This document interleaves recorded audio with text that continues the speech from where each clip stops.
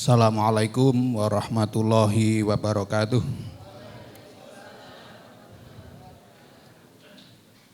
Alhamdulillahirabbil alamin wal aqibatu lil muttaqin wala udwana illa 'alal zalimin.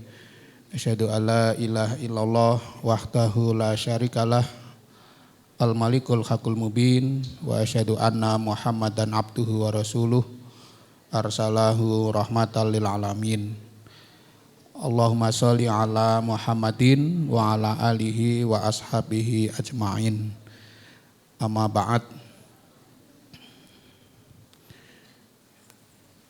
Rektor, Bu Rektor sudah rawuh, Pak Wakil Rektor sudah rawuh, dan seluruh pejabat di lingkungan Universitas Muhammadiyah Magelang, para dosen, tendik, dan mahasiswa semuanya yang kami banggakan. Tadi menyambut apa yang disampaikan Pak Dede, Unima itu sedikit di antara Universitas Muhammadiyah di Jawa Tengah yang memiliki Fakultas Agama Islam. Hanya di Unima, UMP, dan UMS. Yang lain tidak punya, yang Jawa Tengah ya. Nah, oleh karena itu harapan persyarikatan Unima menjadi pionir, menjadi pionir apa? Pionir di dalam menjaga eksistensi AIK ya, Al-Islam dan Kemuhammadian. Nah, menjadi contoh bagi perguruan tinggi Muhammadiyah yang lainnya. Maka kami berharap kegiatan-kegiatan AIK itu diperkuat secara kualitas maupun kuantitas. Nah, harapan kita menjadi teladan bagi perguruan tinggi Muhammadiyah yang lainnya. Nah, terima kasih kegiatan Jumat pagi ini bisa istiqomah ya. Istiqomah itu butuh perjuangan karena tidak gampang. Yang gampang katanya istirahat gitu. Oleh karena itu selamat bagi Universitas Muhammadiyah Magelang. Bapak Ibu yang saya hormati, khusus pagi ini saya akan menyampaikan ilmu tuwa. Tuwa ki urusane wong rodok tuwa gitu ya. Tapi nanti kan semua akan jadi tua. Sebuah hadis, qala rajulun, ada seorang sahabat berkata atau mengajukan permintaan kepada Rasulullah Shallallahu Alaihi Wasallam. Ya Rasulullah, ausini bisyai'in yang fa'uni Allahu bihi. Ya Rasulullah, tolong saya diberi wasiat sesuatu yang bermanfaat bagiku di hadapan Allah Subhanahu wa taala. Jadi ini sahabat minta wasiat. Kemudian Nabi memberi wasiat. Ketika Nabi memberi wasiat itu ya sasarannya bukan hanya kepada sahabat yang minta itu, tetapi kepada seluruh umatnya, termasuk kita. Jangan nanti mengatakan aku ora njaluk kuwi kok gitu loh. Nah, itu yang minta karena sahabat ya. Nah, 3 hal yang diberikan oleh Rasulullah. Yang pertama, aktsir zikrul maut yusalliku anid dunya. Perbanyaklah ingat mati. Nah, maka kamu akan terhibur dari kelelahan hidup di dunia. Yang pertama. Kemudian yang kedua, wa 'alaika bisyukri fa inna syukra yazidu fin ni'am. Hendaklah kamu banyak bersyukur, karena sesungguhnya bersyukur itu akan menambahkan kenikmatan. Kemudian yang ketiga, wa aktsiri du'a fa innaka la tadri mata istajabu laka. Perbanyaklah berdoa, karena kamu tidak tahu doa mana yang dikabulkan. Nah, jadi mungkin isi doanya sama, dibaca berulang-ulang. Nah, kita tidak tahu yang dikabulkan itu doa yang pas pagi, apa pas sore, atau pas malam. Tapi kalau sama tidak boleh doanya idem gitu ya. Karena sama terus idem. Ya dibaca sesuai dengan kebutuhan kita. Bapak Ibu dan para mahasiswa yang saya hormati, yang pertama, perbanyak ingat mati. Ingat mati itu bukan membuat kita jadi tidak bersemangat di dalam hidup, tetapi justru kita akan lebih bersemangat di dalam hidup itu. Karena kalau kita ingat mati, itu ada sesuatu yang kita cita-citakan dalam jangka panjang, bukan hanya jangka pendek.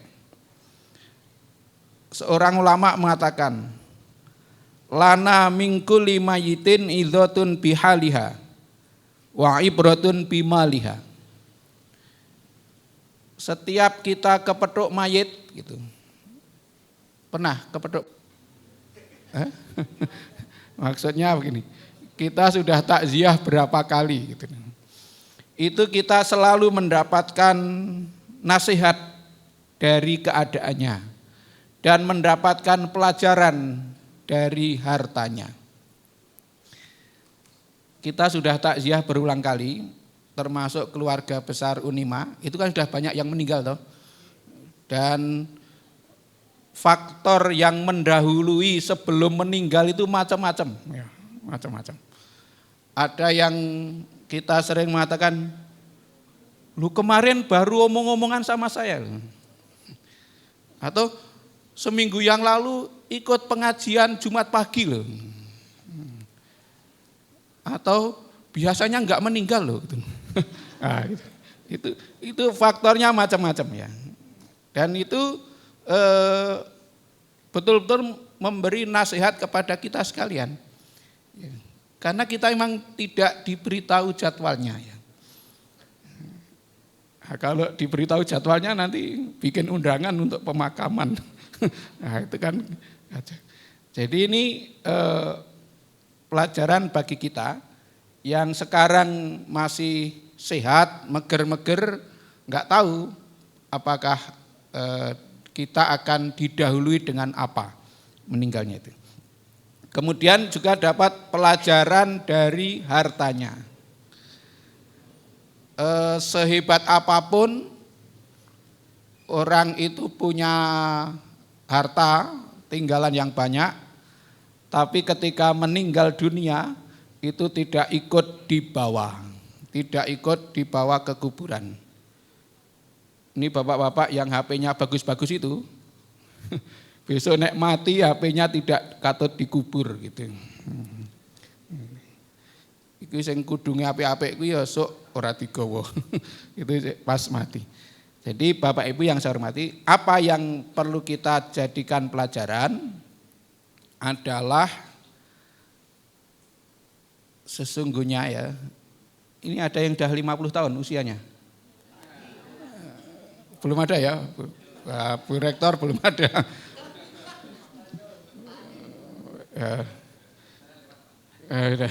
Yang sudah 50 tahun ke atas itu penting segera memperhitungkan. Memperhitungkan begini, termasuk saya ya.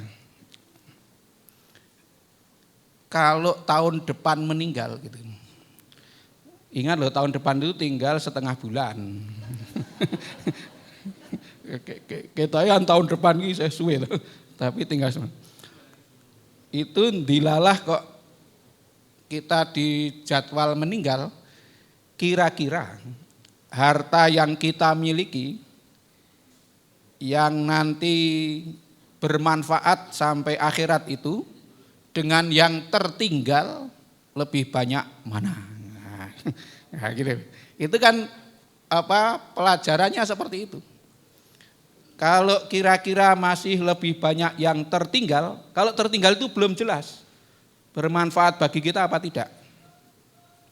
Itu upama besok dimasukkan surga pantas paura gitu. Nah, kira-kira itu.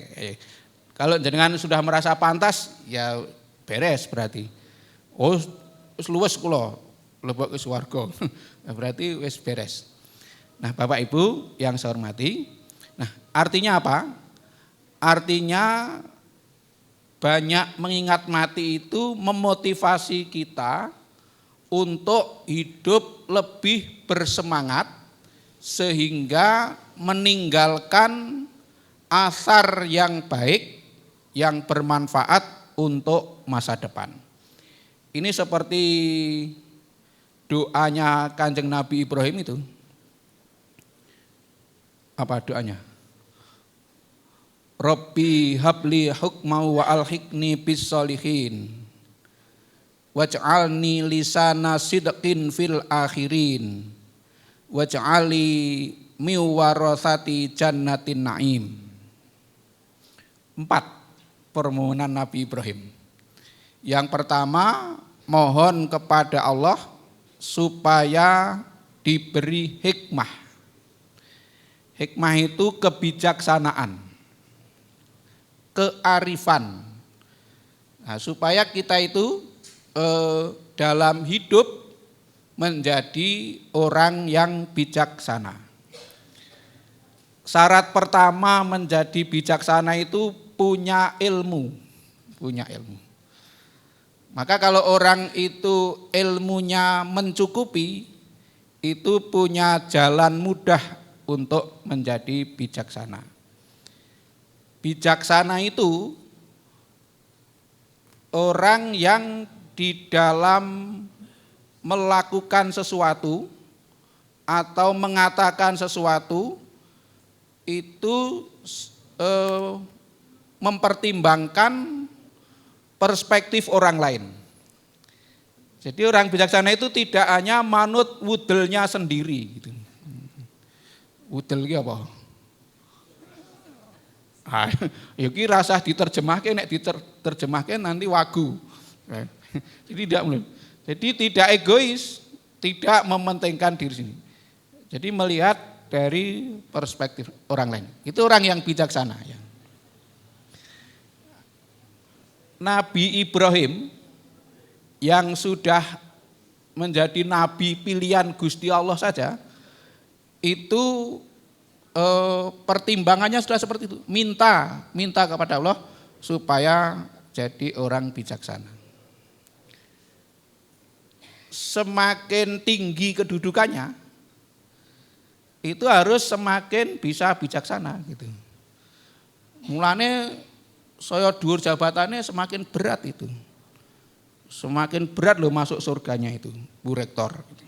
Wah, angel. Soalnya jenengan harus membawa jamaah ke surga itu sebanyak ini. Jadi nek jamaahnya urung mlebu, Bu Rektor urung mlebu. Nah. Nek rektor urung mlebu, PWM ya urung gitu. Nah, jadi PWM lebih carry. Jadi gitu. Maka semakin tinggi harus semakin bijaksana. Karena apa? Karena cakupannya lebih luas. Nah, mudah-mudahan kita sekalian itu diberi jalan lempang oleh Gusti Allah untuk bisa bersikap bijaksana itu. Orang yang bijaksana di samping di samping mempertimbangkan segala sesuatu dengan perspektif orang lain, itu orang yang orientasinya itu ke masa depan, bukan ke masa sekarang. Jadi pertimbangannya adalah pertimbangan yang akan datang. Ayat yang sering saya baca, walal akhiratu khairul laka minal ula.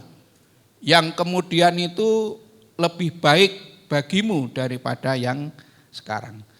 Jadi pertimbangannya itu pertimbangan yang akan datang, bukan sekarang. Kalau pertimbangannya hanya sekarang, nah itu orang yang tidak bijaksana. Maka kita sebagai rakyat itu ya jangan mudah gusar dengan kebijakan atasan. Karena atasan itu pertimbangannya jangka panjang. Jangan seperti penumpang bis yang bingungan itu.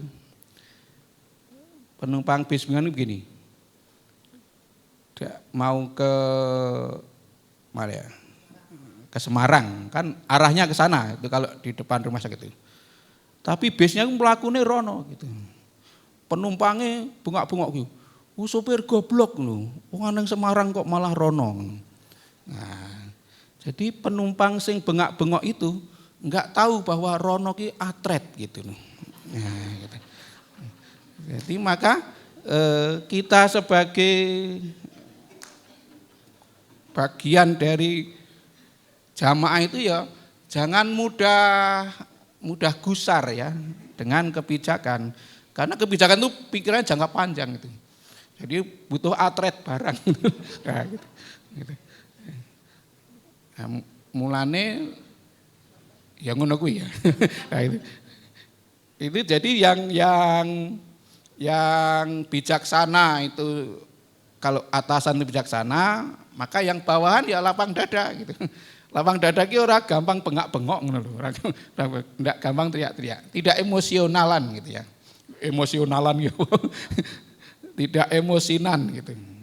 Nah, itu yang nek semuanya seperti itu, insya Allah akan berjalan dengan lancar dan produktif.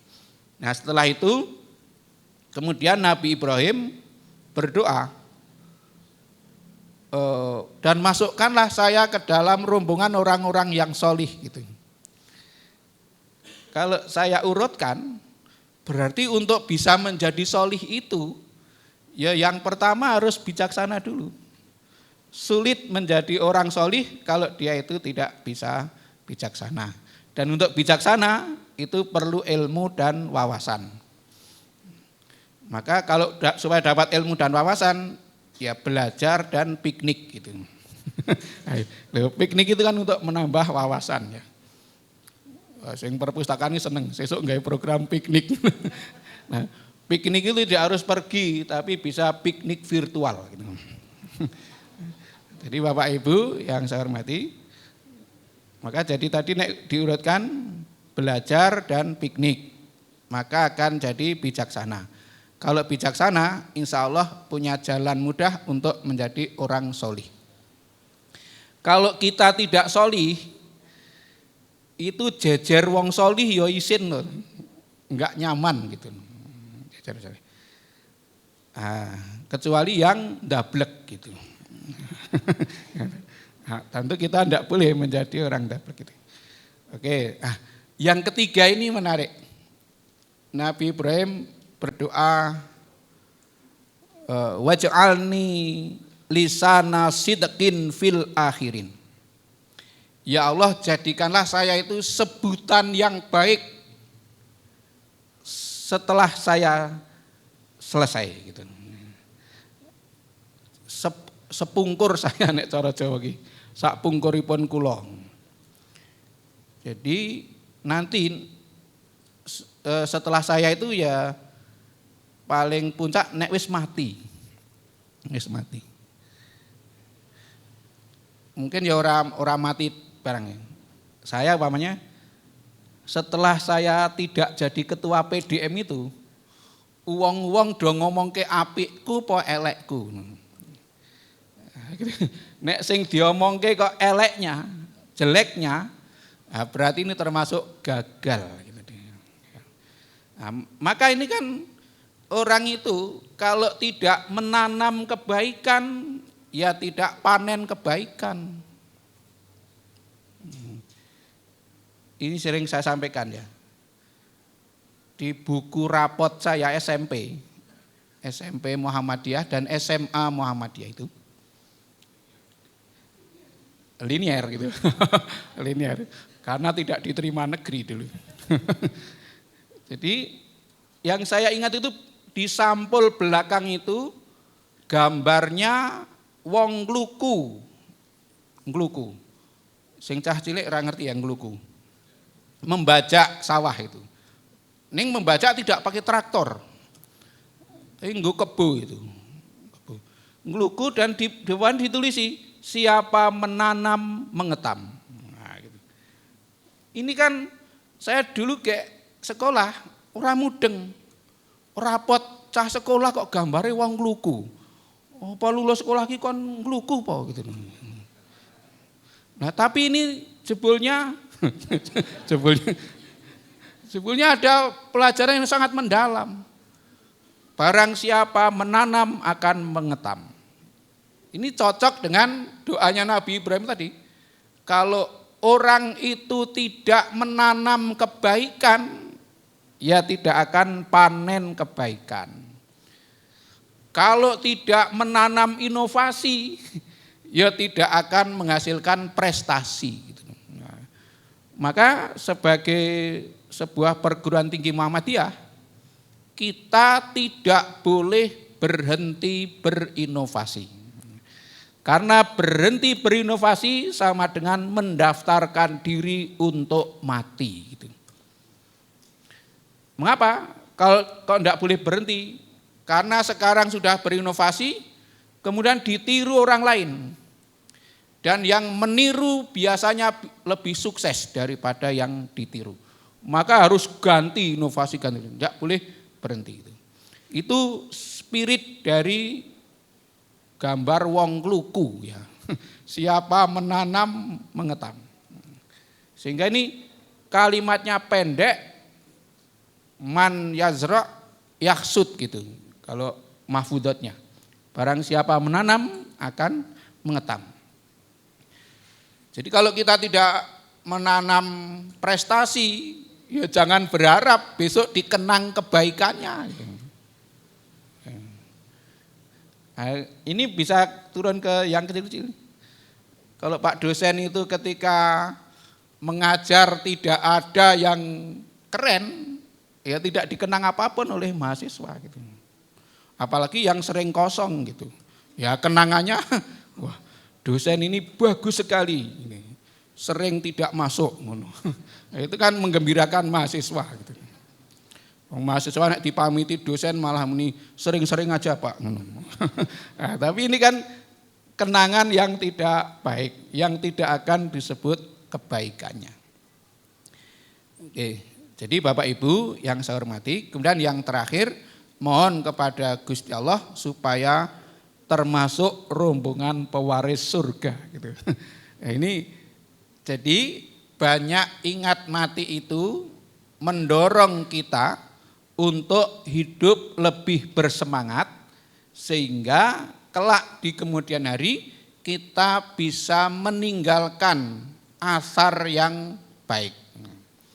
Maka orang yang ingat mati tidak akan punya kesempatan untuk mengisi hidup dengan celelean, mengisi hidup dengan kejelekan. Itu yang ingat mati. Itu yang pertama ya. Lebih-lebih kalau nanti kita baca surat Al-Kahfi ayat 110 maaf. Allah berfirman begini. A'udzubillahi minasyaitonirrajim. Qul innama ana basyarum mislukum yuha ilayya annama ilahukum ilahu wahid. Faman kana yarju liqa'a rabbih falya'mal amalan sholihan wala yusyrik bi ibadati rabbih ahada. Katakanlah, Jadi Allah perintah kepada Nabi Muhammad untuk mengatakan sesuatu. Nabi terus ngendika, sesungguhnya saya ini manusia biasa seperti kamu. Hanya saya diberi wahyu. Wahyunya apa? Sesungguhnya Tuhanmu adalah Tuhan yang satu. Di wahyu yang diberikan kepada Nabi Muhammad pada ayat ini untuk menegaskan bahwa Tuhanmu adalah Tuhan yang satu. Terus Kanjeng Nabi dipun dawuhi ngendika Gusti Allah, famangkana yarju liqa'a rabbih, maka barang siapa yang menghendaki perjumpaan dengan Tuhannya.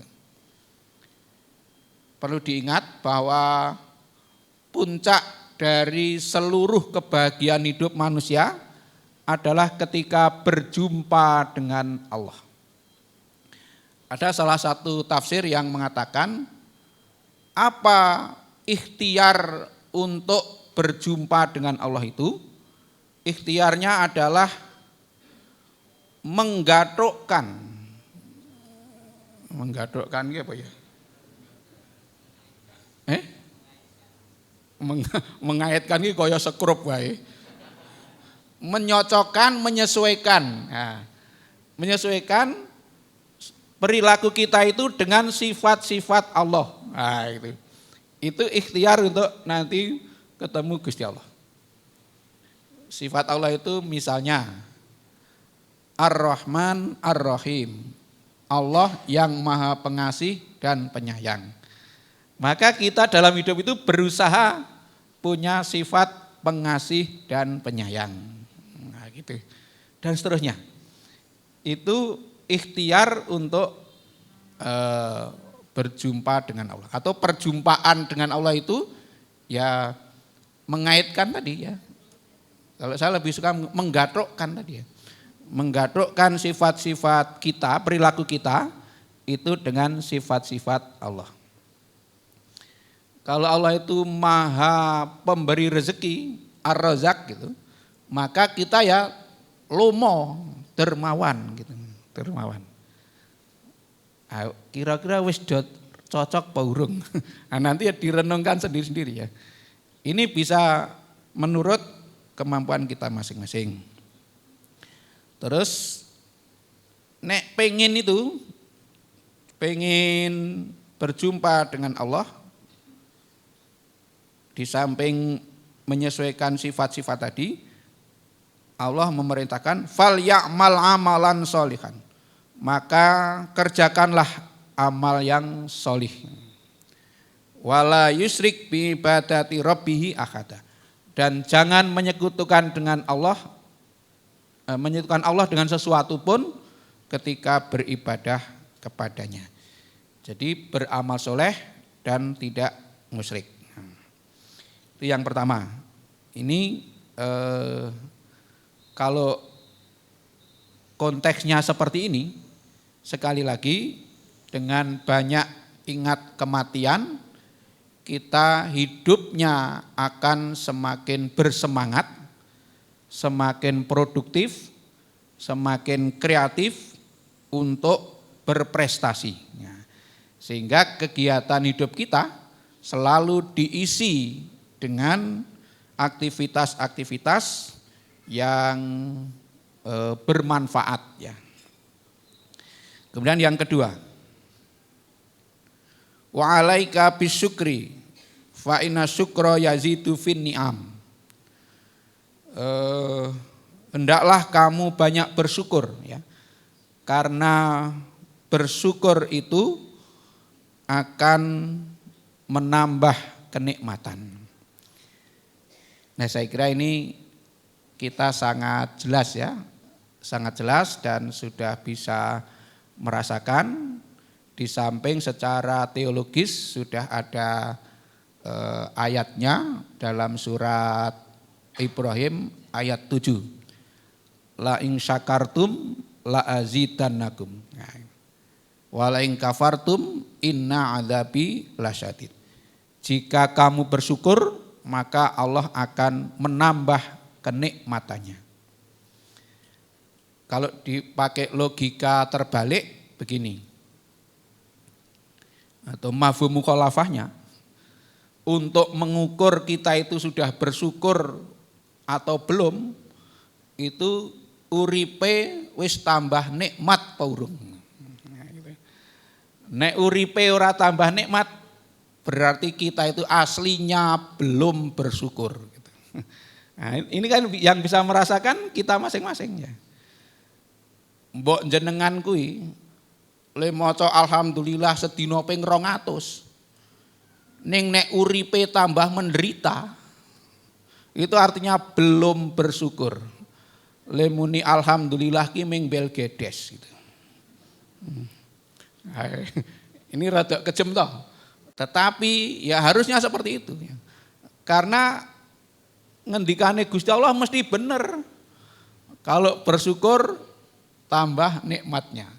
Maka ukuran orang bersyukur dengan benar itu ya hidupnya tambah nikmat.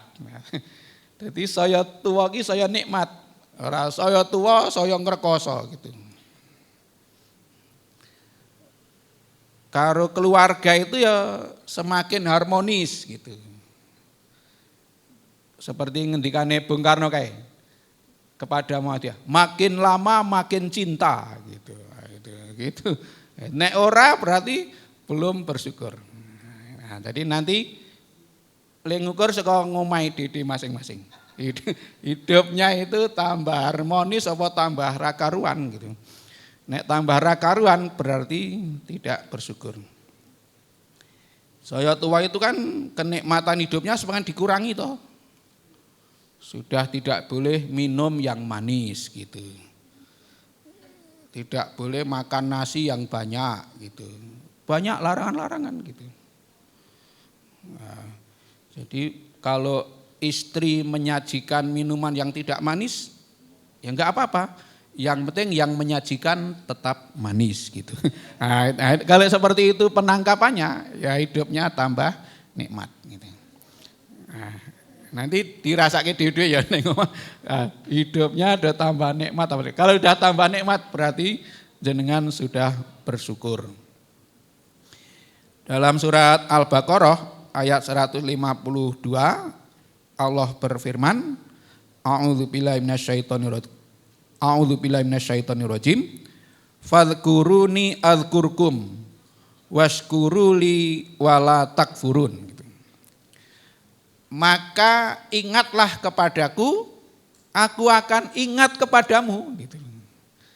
Dan bersyukurlah kepadaku dan janganlah kamu kufur gitu. Ini dua perintah yang sangat mendasar gitu. Ingatlah kepadaku, ingat kepada Allah, maka Allah akan mengingat kita. Bentuk kita mengingat Allah itu apa? Taat kepada Allah. Bentuk Allah mengingat kita apa? Memberikan pertolongan kepada kita. Jadi ingat kepada Allah, zikrullah itu tidak sekedar ingat di lisan saja ya. Kalau ingat di lisan, tetapi terwujud dalam bentuk ketaatan. Boleh jadi kita tidak terlalu banyak menyebut dengan lisan, tetapi kalau kita itu ketaatannya sangat jelas, nah itulah zikir yang lebih produktif ya. Maka zikirnya orang Muhammadiyah itu bikin amal usaha gitu. Gitu. Itu zikir yang lebih konkret gitu, lebih konkret, memajukan amal usaha itu lebih konkret. Nah, nanti kalau kita itu semakin banyak produktivitasnya, maka pertolongan Allah itu akan datangnya juga banyak. Karena di sini seperti itu. Ingatlah kepadaku, maka aku akan ingat kepadamu. Kayak di surat Muhammad ayat 7 itu. Apa itu? Ya ayyuhalladzina amanu in tansurullah yang surkum wa yutsabbit aqdamakum. Wahai orang yang beriman, tolonglah Allah, maka Allah akan menolong kamu. Berprestasilah kamu, maka investor akan datang. Nah, kira-kira begitu. Enggak usah dipanggil. Apa kayak panggilannya Pak Presiden biyen kae? Nah, datanglah ke kami. Itu kan koyo sales. Nah, tapi kita itu mengundang investor, mengundang pertolongan Allah itu dengan prestasi. Kalau kita berprestasi, berkualitas, maka otomatis pertolongan Allah akan datang. Pertolongan Allah datang itu ya wujudnya macam-macam. Nah, datangnya orang ingin berpartisipasi di Unima. Itu karena kita berprestasi. Kalau kita tidak punya prestasi, enggak akan ada orang datang kepada kita. Enggak akan ada orang datang menawarkan tanahnya. Nah, itu. Kalau kita tidak berbuat apa-apa, kalau kita nyata prestasinya akan datang. Enggak usah bengak-bengok, dorene, enggak itu. Otomatis ya. Itu Gusti Allah yang ngendika top tenan ya. Intan surullah yang surkum. Jika kamu menolong Allah, maka Allah pasti menolong kamu dan meneguhkan kedudukanmu. Ya, tapi kalau kita itu dermis, ya kita hanya tergantung pada pemberian orang. Kalau nggak ada yang memberi, kita tidak bisa berbuat apa-apa. Nah, tapi Quran itu kan diukur dengan manajemen sangat luar biasa toh. Kita berprestasi, maka pertolongan akan datang. Kalau datangnya pertolongan karena kita berprestasi itu, kita lebih gagah, lebih percaya diri ya. Kata Allah, Allah akan meneguhkan kedudukannya. Tidak ingah-ingih gitu. Enggak ingah. Nah, tapi kalau kita iso urip karena ditolong, ya kita uripnya ingah-ingih, tergantung pada pertolongan. Nah, itulah wujud dari bersyukur kepada Allah.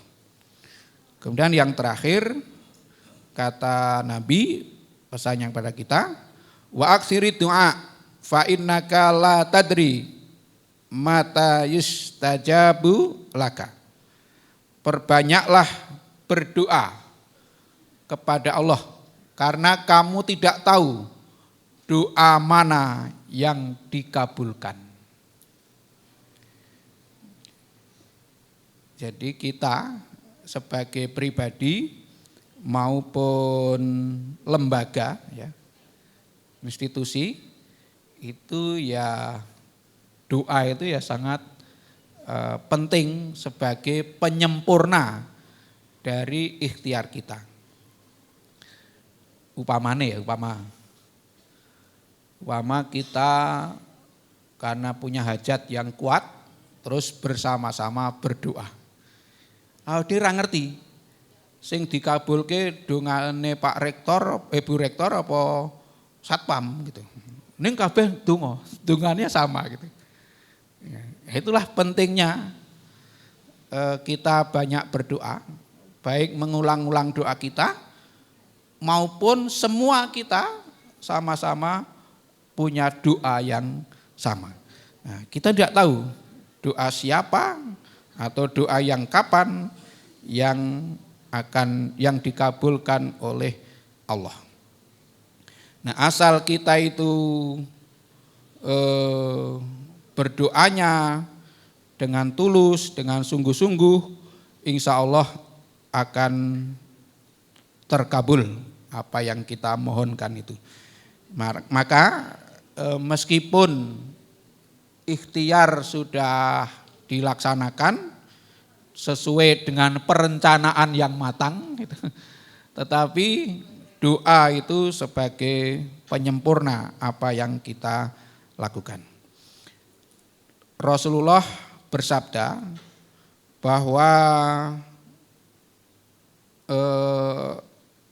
orang Islam yang berdoa itu pasti akan dikabulkan dengan syarat 2. Yang pertama, yang berdoa itu tidak memutus silaturahim.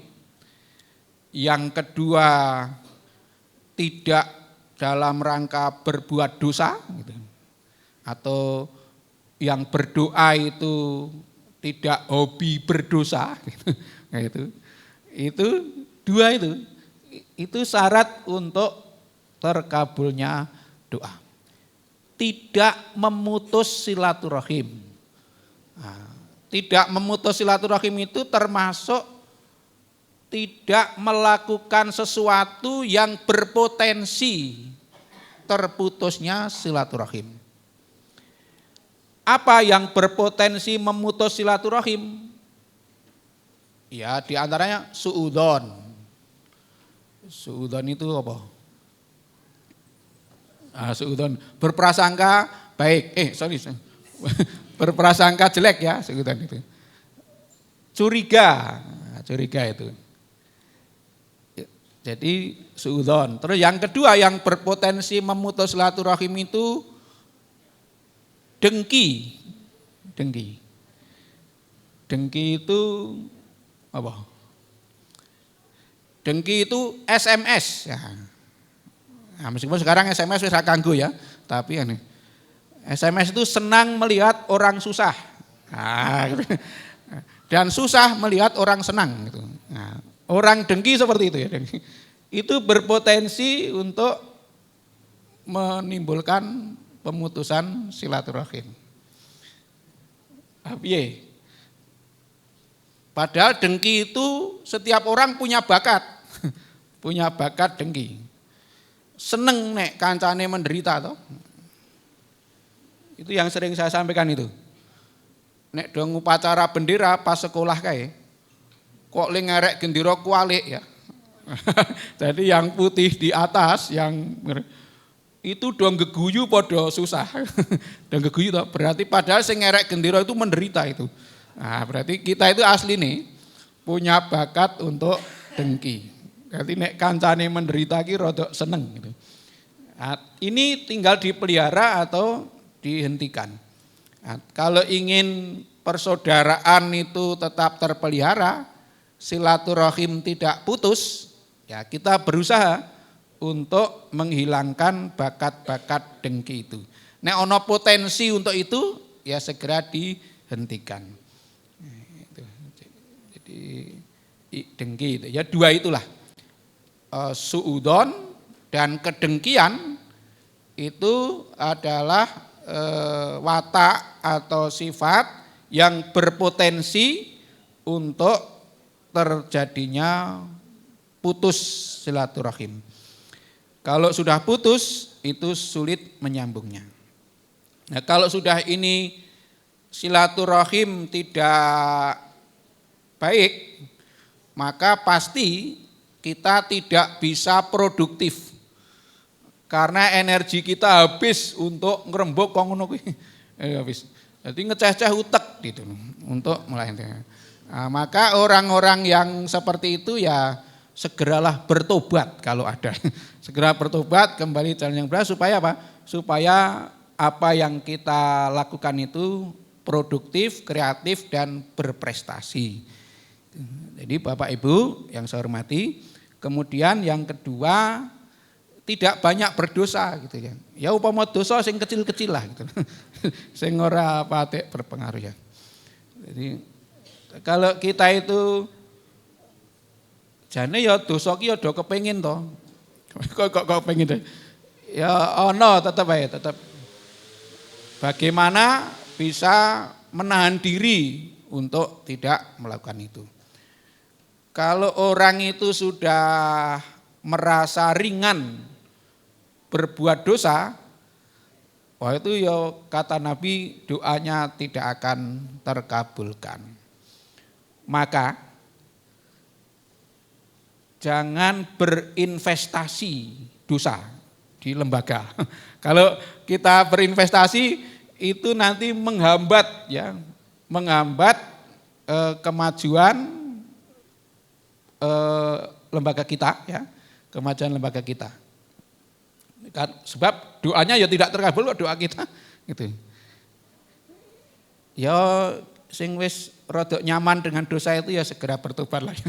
Kadang-kadang ada loh yang nyaman dengan dosa yang dilakukan. Maka segera bertobat. Nah, kalau kita itu berusaha semaksimal mungkin, setiap kita, ya insya Allah nanti akan kumpulan baik-baik itu akan menghadirkan kebaikan yang banyak.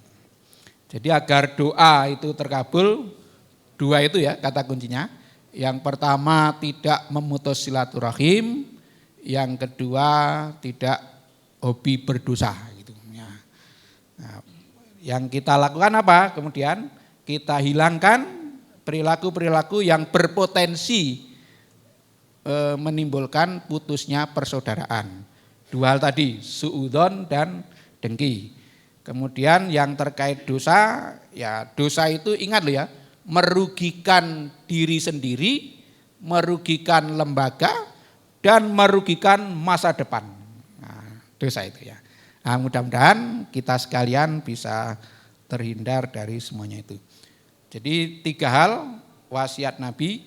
Yang pertama, banyak mengingat mati.